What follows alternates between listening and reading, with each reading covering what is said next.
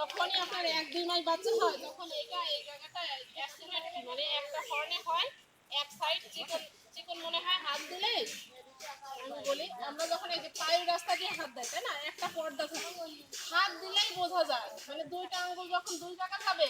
তখনই বোঝা যাবে এই সাইড চিকন এই সাইড ফুলে ওঠা পানি থলির মতো বোঝা যায় হাত দিলেই বোঝা যায় তা ওন্দা কি আদেও কি বোঝে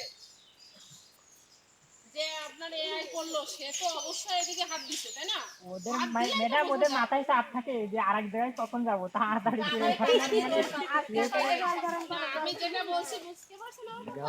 যে হাত দিলে এই সাইডে হাত ঢুকাইলেই হাতে বাঁধবে ওটা একটু নিচের দিকে ঝুলে থাকে মানে একদম একটু নিচের দিকে হাত এতটুকু ঢুকাইলেই পাবে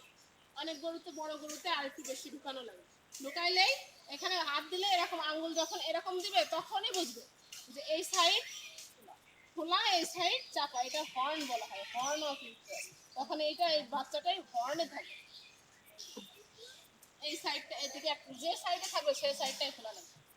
এটা বোঝা যায় হাত দিলে বোঝা যায় হ্যাঁ হ্যাঁ